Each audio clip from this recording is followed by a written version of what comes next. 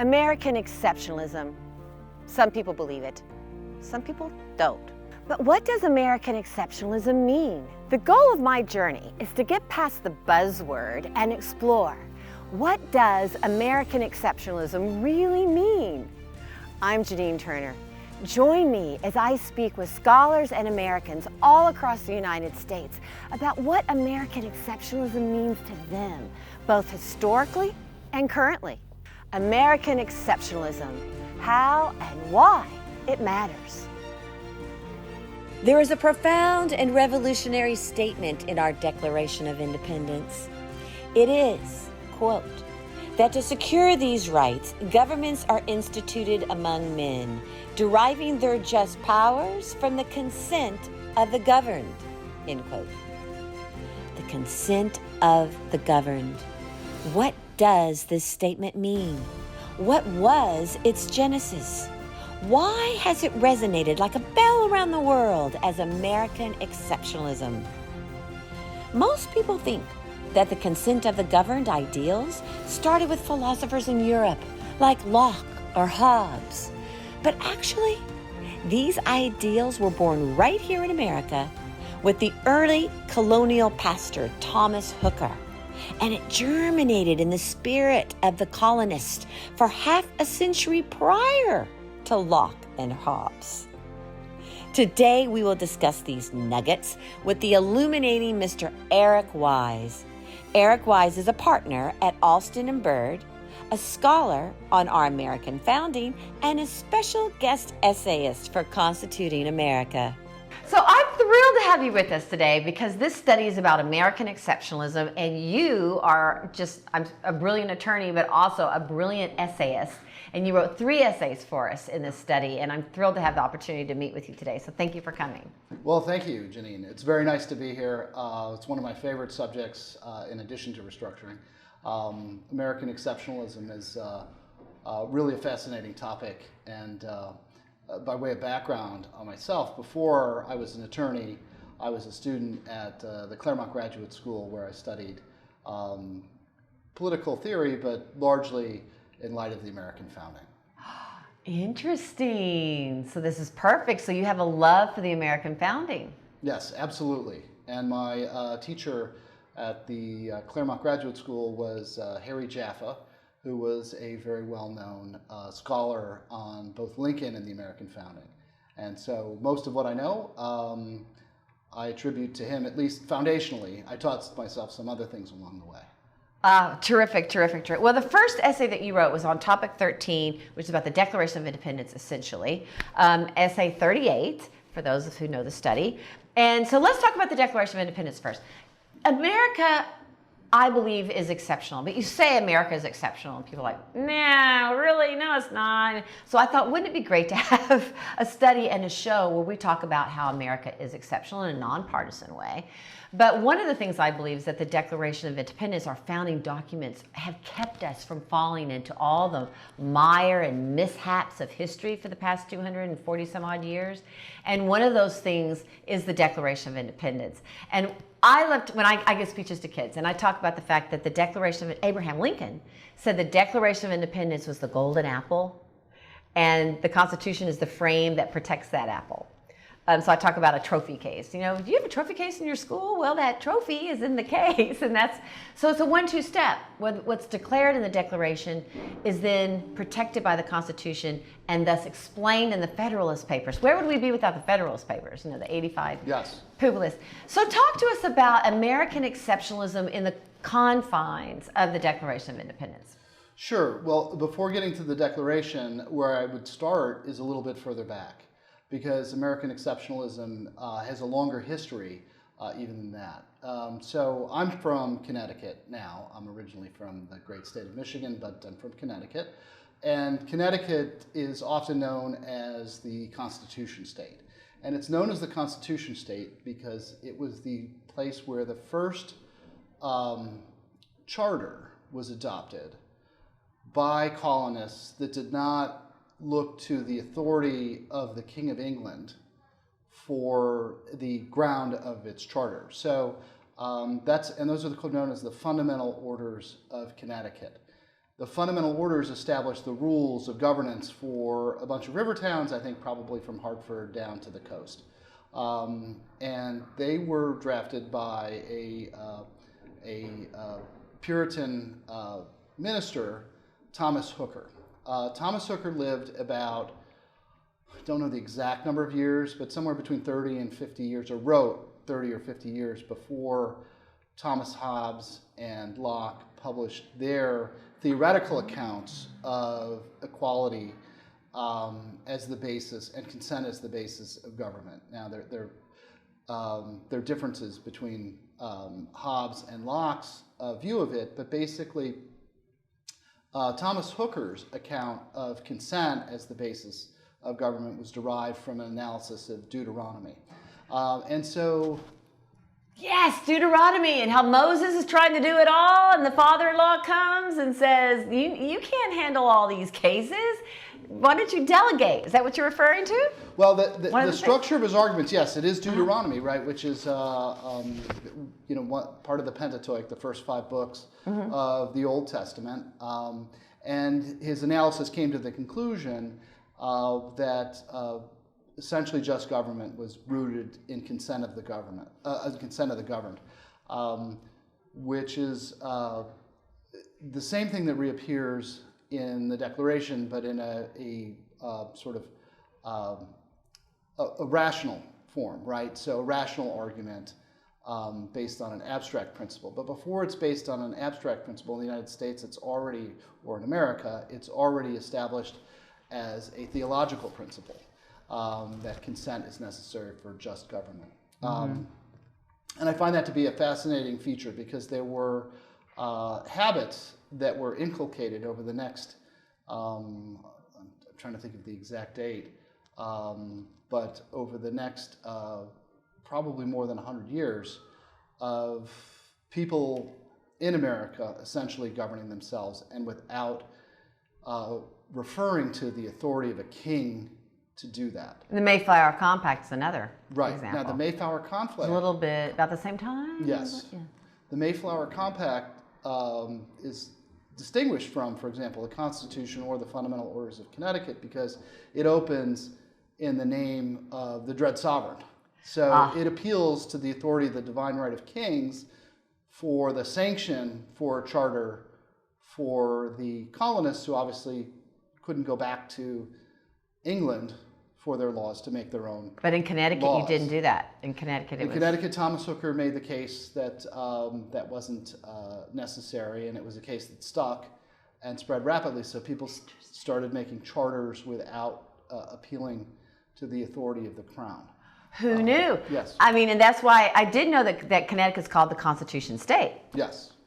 For that reason. Most people think it's because, was it the first to ratify? That's not the reason. It's because they were the first to adopt a constitution on a basis other than divine right of kings. And Thomas Jefferson does acknowledge that these ideas were not original, really, that were in the Declaration of Independence. We were just the first ones to really put them to paper in such a form against a king. Right, and to do it with such precise articulation. And, you know, the interesting thing I think about the Declaration in addition to that is what they were doing was really not so radical in America because they'd already been doing it for some time, but it was quite radical in the rest of the world.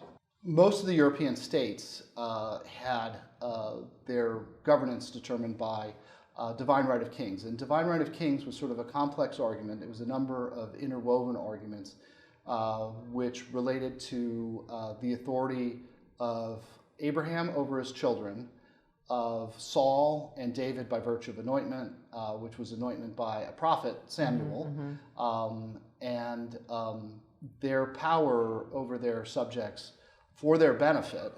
And further, there was a very big element of divine right by virtue of conquest. So if you read, for example, the Declaration of Arbroath, which is a Scottish declaration of their independence from the English, it basically says that their rights of freedom are rooted in the conquest of Scotland by what they identify were ultimately migrants who came from somewhere in Asia Minor and then to Spain and then conquered Scotland, and that their right of independence was based on the fact that their kings had been living there for generations. So it reads a lot like the Declaration of Independence, but it's based on the divine right of kings. In Scotland. In Scotland. Right. Yeah. And so in Europe, it was the divine right of kings based on Saul and right.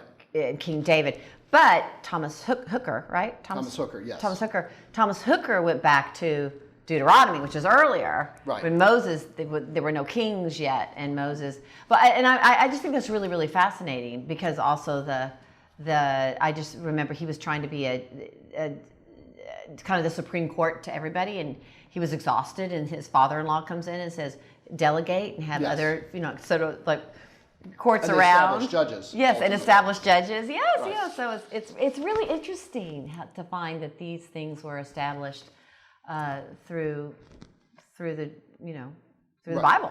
Right. Yeah. It was at first a biblical justification for equality and governance by consent. And pastors were very political back then, in that time period.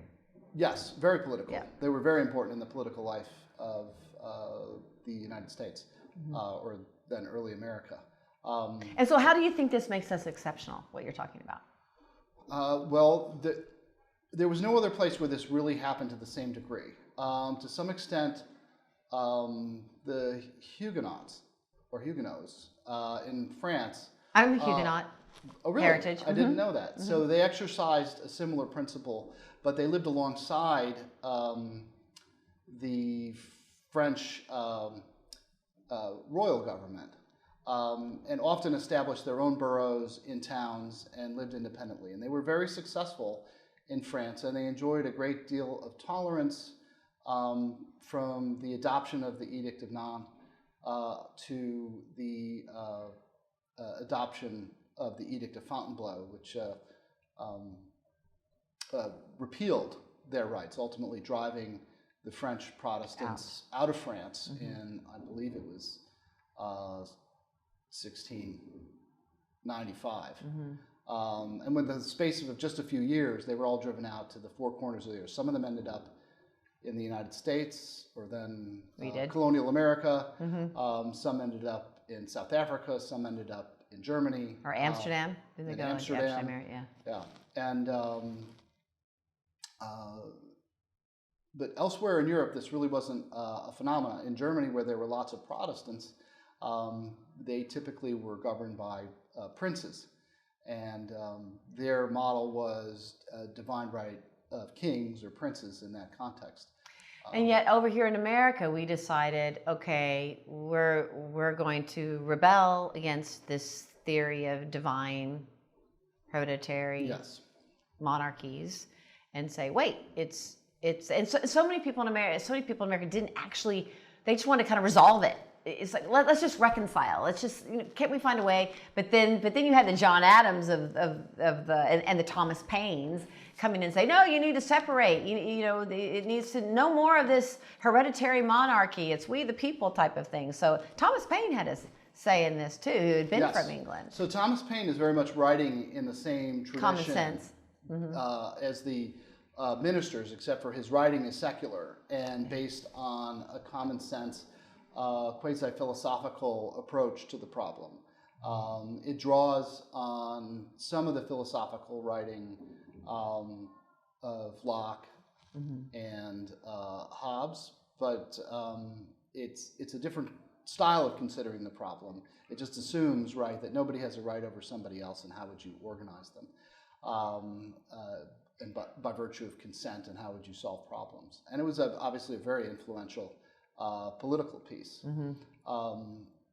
And it's an important point that all this really culminates in the Declaration of Independence, which then becomes the template for, years later, for Lincoln's reflection on how to think about American exceptionalism. So in the Declaration of Independence, it opens up, we hold these truths to be self-evident, that all men are created equal. Right, that's a rational principle, it's self-evident. and that they're endowed Created by their creator. with certain inalienable rights. Which means no one can take them away. That's right. Government gives you your rights, government can take them away. But no, we're born with them. That's right. And alienability is a legal term, right? So, which Jefferson and Adams and Franklin and all the people who had a hand in drafting the Declaration were very familiar with. So, alienability of a piece of property was your ability to sell it. And in European systems, particularly, they had concepts of primogeniture and entail, which limited the alienation of land to certain people. So, in order to keep wealth in certain families, right, you were obliged to leave all of your property to your oldest son. We're talking about it in Europe. Right, and that was called primogeniture, right? And then the second... They talked about that in Downton Abbey. Oh, yeah, right, exactly. It's very important for keeping I learned about all that in together. Downton Abbey. Everybody else has to go to the The daughter didn't get anything. It wasn't fair. She had to marry a rich American. That's right.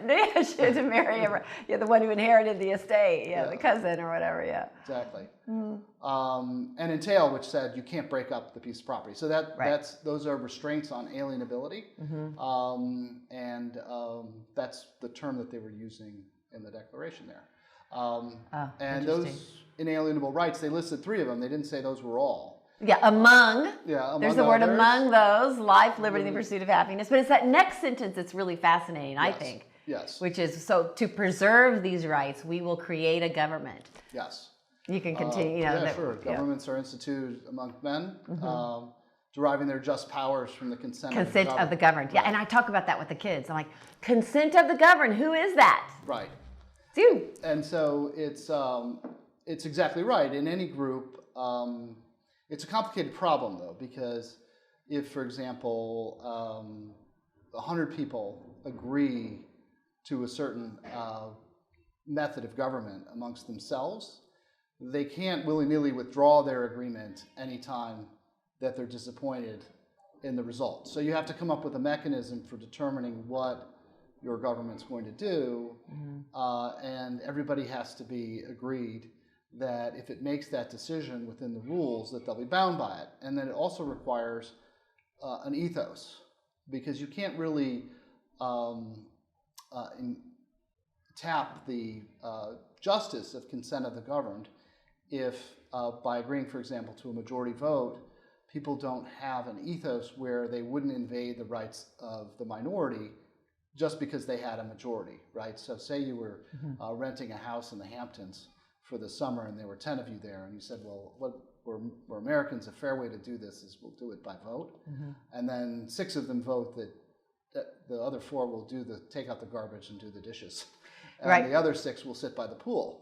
Well, they were very concerned about that in the Federalist Papers, in regard to the Constitution, and about the majority and minority rule in a republic. Right. And, the democracy kind of in the Republican form of government, that the majority rules, but you have to be careful with the minority as well. Yes, absolutely. And not only just be careful, one has to have a certain way of thinking and a habit of thinking about it, that it wouldn't ever occur to you to do something to the minority that you would find unfair if it were done to you just by virtue of someone else being in the majority. And how do you think they took care of that? Do you see that in the Declaration of Independence, or more in the Federalist Papers, the Constitution?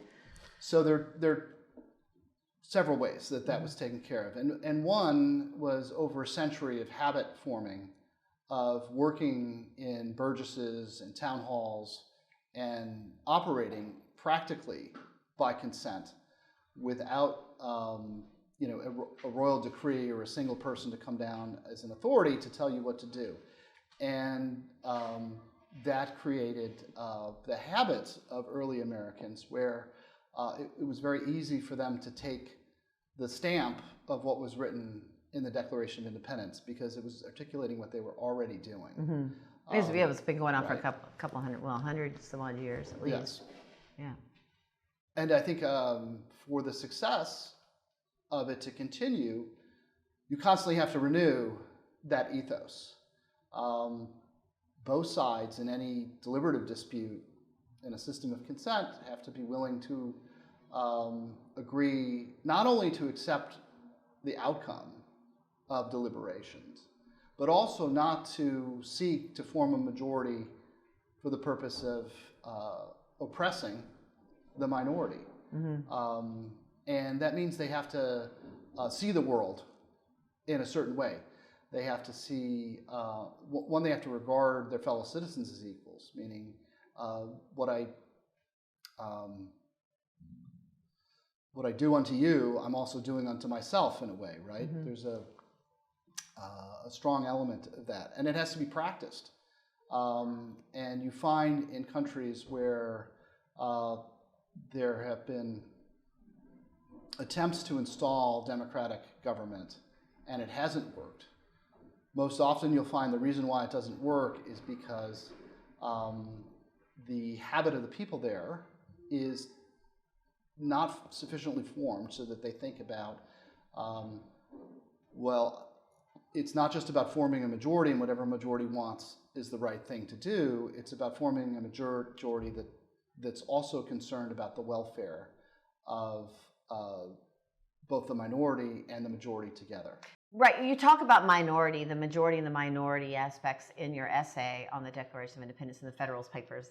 It's kind of hard. It's like Federalist Papers are really for the Constitution. Right. But how is that exceptional in America, what we did with the Declaration of Independence and then the Constitution, the Federalist Papers, that all kind of fit in together to address this majority-minority perspective? Sure. So to some extent, the Constitution is an educator because it has a mechanism in it for the development of a majority through a bicameral system, right? So there's the House of Representatives, which are based on population of equal-sized district, and then there's the state representation, which is 2 senators from every state.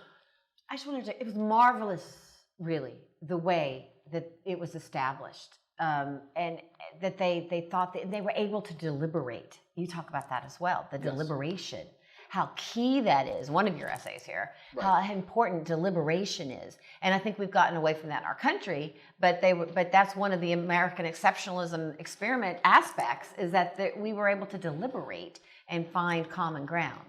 Yes, absolutely. So in order to solve problems, you have to be able to talk about them. And that means you have to be able to hear opinions that are different from your own, and then persuade other people that your opinions are either better, or adopt some of the views that are expressed in others' opinions, and sort of form that majority that takes into account the interests of the minority. And the Constitution is intended as a structure that encourages that. So in a way, when I said the Constitution is an educator, when it's functioning properly, what it does is it channels all of that deliberation into a system which then reflects back a set of mores that inculcate those habits and create that way of thinking. So it's very hard to pass legislation at the federal level because you have to get a majority in the House, and in some instances, a supermajority at the Senate,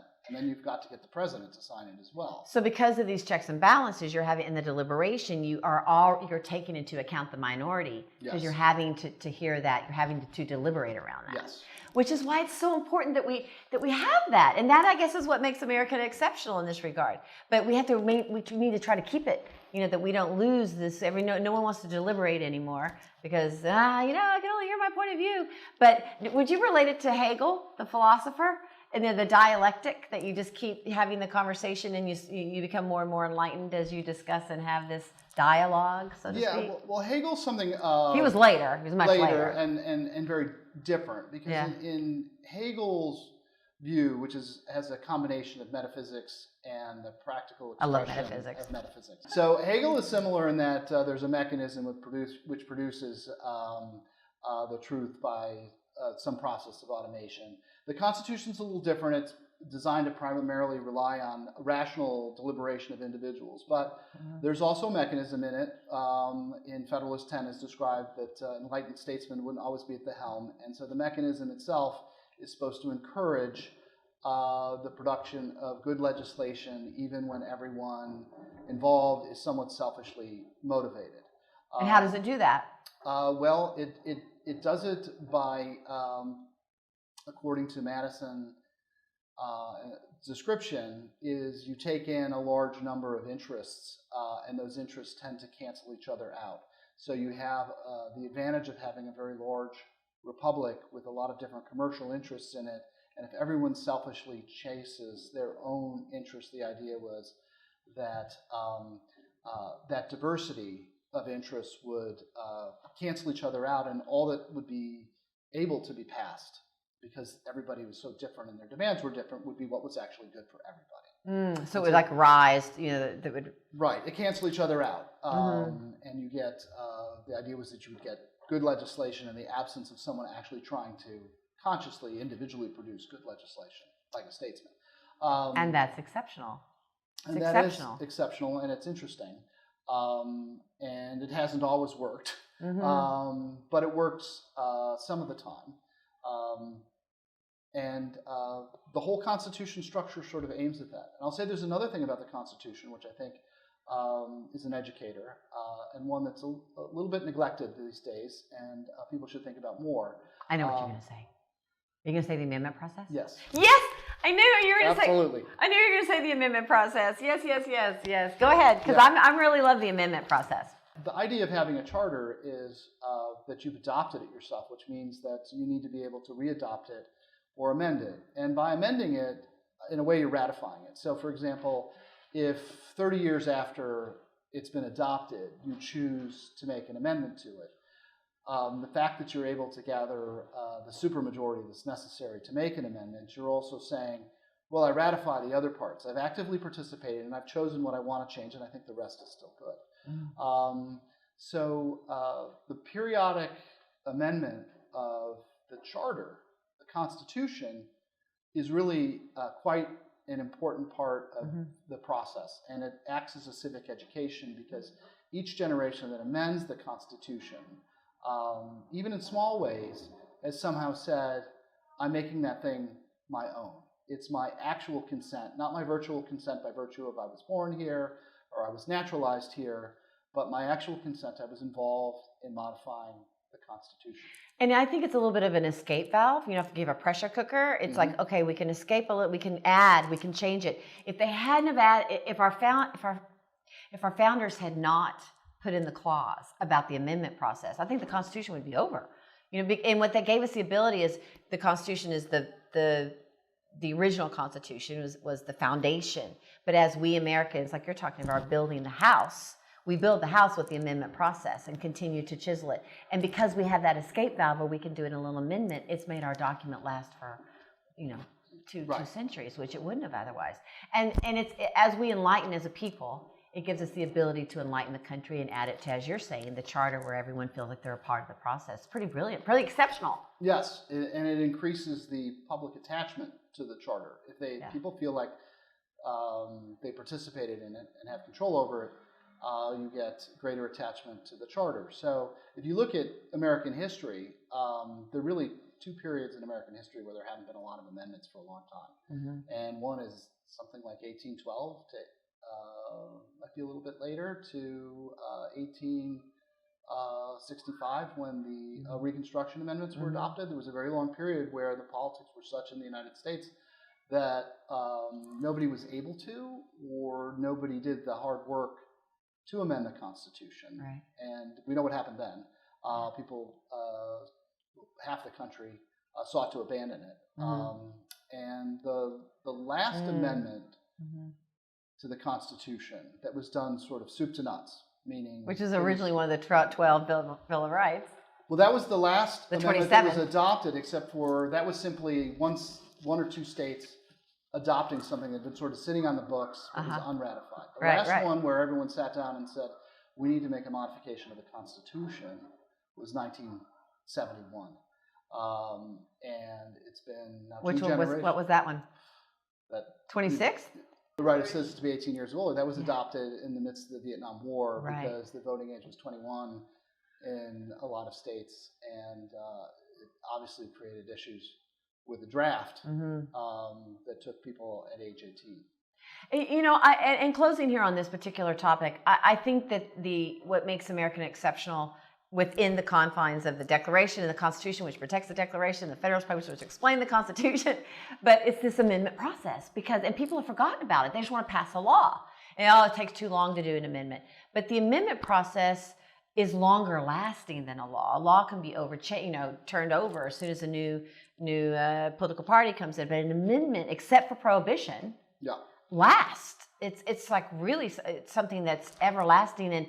And I think Americans have forgotten about the process. And a lot of times I teach in the schools about writing a petition, and using your First Amendment rights to then make we the people, to utilize your ability to have an active role in your government. Well, we can do that same process for the amendment process. So I think that's exceptional. The amendment process, the ability for us to, as we enlighten and change, we could alter the document. Right. But the way we could do it was also through the states, not just through Congress. We've never done that. A lot of people are afraid of that because they think, it'll become another constitutional convention, which it wasn't really called that, but they'll totally change everything. But I don't think we should be afraid of it. Do you? I don't think we should be afraid of it too, and I think the fear of doing it comes from the same issue that people have lost the habit of thinking of control, because they would rather fight over these issues in the judiciary, in court, than actually do the hard work of governing yourself and making decisions about what your charter is going to look like. So they'd rather go through the process of fighting over nominees, which we all know has become a very ugly business for the nominees. It's not good for the court, and it's not good for respect for the judiciary to have the fights that we have. So I think it's important for people to reconsider amendments to the Constitution and shaping it in a way that works best. I think so too. I'm with you there. I think that America is exceptional in regard to this experiment of self-government, and it really comes through the amendment process. And I'm not afraid of a convention personally. I think we need to call one. I absolutely agree. Yeah. I wonder if Connecticut's on board. I know Texas has been on board for the balanced budget amendment. I would hope the Constitution state is on board. Yes, me too. They should. Well, okay, well, this was awesome. Is there anything you want to say and to wrap this as far as your essay and American Exceptionalism and the Declaration of Independence Federal? It's hard to write on the Federalist Papers on the Declaration, but you mentioned quite a few. But anything you want to say as we wrap this? Well, I just think American Exceptionalism through the Declaration is part of a long tradition of self-government, and it's part of a practiced art. And the more we practice it as a people, the better we get at it, and the more prospects we have for our own happiness and well-being. And how do you think we practice this? What should we be doing to practice this art? The deliberation aspect? I personally think we should engage in deliberation better than we do, and we should also be interested in taking charge of our own charter and amending it. I think that's a very important process. It's a little bit prosaic. It takes a lot of work. It takes a long time. You don't get to stand out in front of the Supreme Court and protest, but you actually have to stuff envelopes and persuade people and do all those kinds of things. But I think that would be very good for the country. I think so too. We agree on that. And that's what makes American exceptional. So thank you so much. Thank you.